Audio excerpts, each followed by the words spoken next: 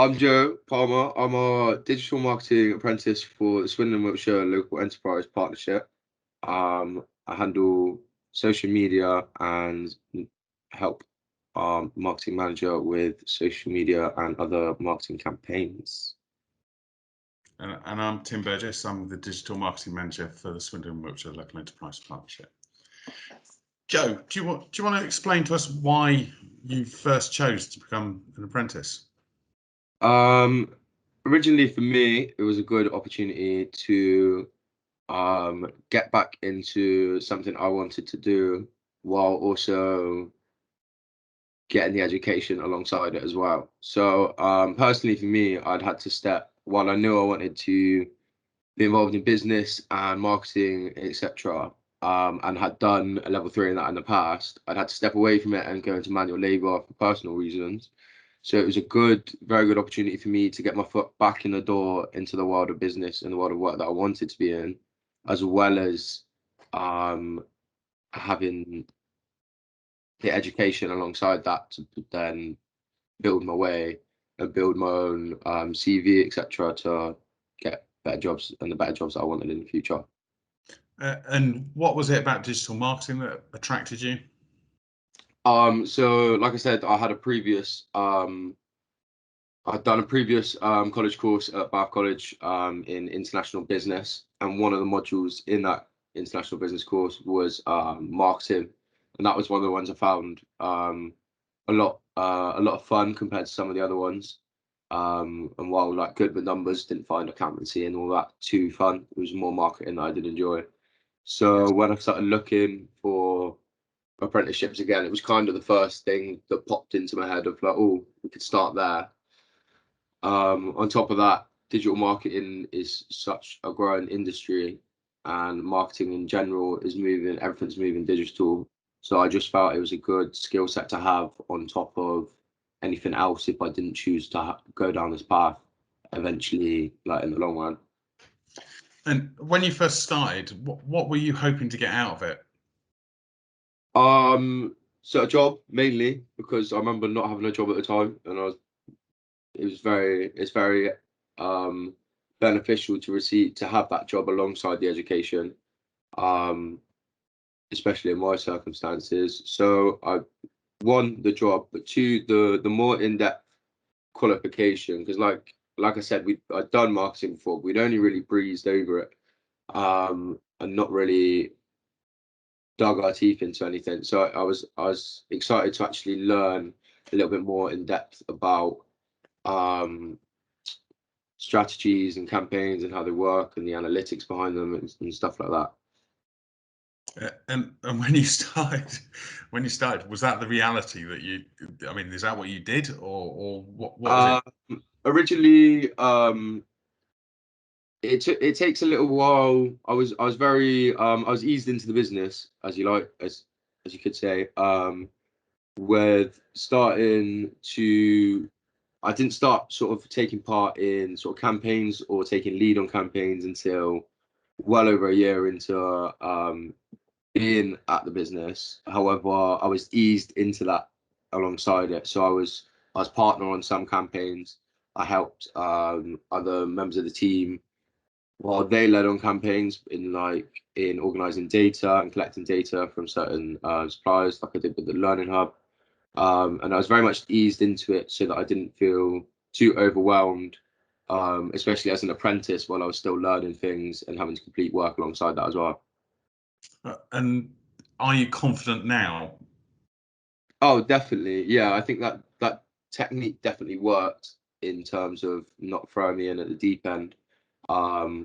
Just because there's so much to learn when you're on an apprenticeship, from the education side of it to everything about the business and how they operate and how they want you to, and all the jobs you have to do there. So by not throwing you in the deep end, it does stop that overwhelming feeling, and it can build your confidence slowly in the things you're not too confident in by giving them to you like one at a time. And if I was to ask, what were the biggest challenges you faced, or the worst bits? What would you say?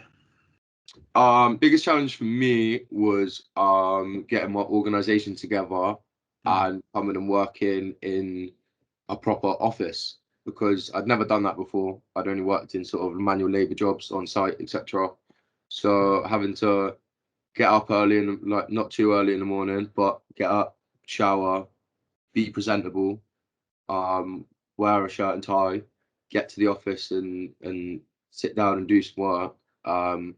On top of being organised and having everything I needed for the day. Yeah, that was a big challenge for me just because it was something I hadn't done before. The other challenge for me was probably the sort of communication side and the formal aspect of things in writing emails, whether it be outward facing or to team members I don't speak to like that much, in just making sure the communication was as good as it should be and up to standard, etc. was a task for me anyway to get my head around and get organised and doing that and feel confident doing it. And have you overcome those challenges now? Oh, definitely. I feel more than confident to send out emails. I've sent newsletters out to mailing lists now from to thousands of Growth Hub members, etc. So yeah, definitely very confident now. And I mean, halfway through your apprenticeship, we had a pandemic, which is been dire for you, I know. But what challenges has that faced or presented to you? Yeah, so there was a couple of challenges that presented. So one of which was that my apprenticeship learning was kind of put on hold for a good few months before they decided to take everything online. So my apprenticeship ended up taking about 2 years or something in the end, rather than the 15-month it was meant to. Yeah. So it got pushed back, and then so instead of 3 in-person learning experiences in a classroom with other students, I had 2 of them were then pushed and made into Zoom meetings, which definitely challenged me in terms of trying to learn through a computer, which I guess everyone was doing at this point as well, but it's something I'd never done.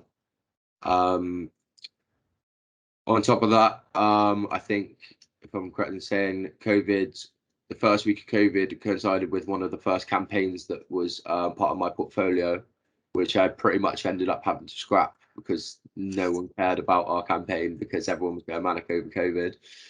So I had a little bit more work. And then on top of that, my skills coach at QA, my apprenticeship provider, did unfortunately got made redundant. So I had a change in skill coaches halfway through my apprenticeship as well, which led to small bits of information being left out, etc. And definitely led to some confusion along the way. But which definitely was just an added challenge in getting everything over the line when it came to final documents, etc., that all needed to be signed by certain people. Yeah, and in terms of the achievement of getting you over the line, how did that feel? That felt amazing because I'd never completed that level of body of work before, and done it so what's the word? Like on my own before. Whenever I've done big bits of work, etc., or big essays, it's always been in a classroom, whether it was sixth form before I left or GCSE level, whatever it was. You'd have a teacher checking it every other day or giving you pointers on this and that. And to write, what was it, like a 15,000 word portfolio with 5 campaigns, a whole load of sections, and to still get a pass and be told, yeah, that's correct, but to have done it all on my own, I was very proud of that, especially as that's the biggest piece of work I've ever done, let alone on my own. And do you regret choosing to do an apprenticeship, or would you highly recommend it to people, and why? No, I definitely recommend doing an apprenticeship. It's definitely beneficial. Like I said, it gets your foot in the door of the world you'd probably want to be in, while also building your skills in that area so that you can continue in that industry. No, that's brilliant, Joe. Thank you very much. It's been a pleasure working with you. Is there anything else you want to add, or any other comments you want to put out there? Cool. Not off the top of my head.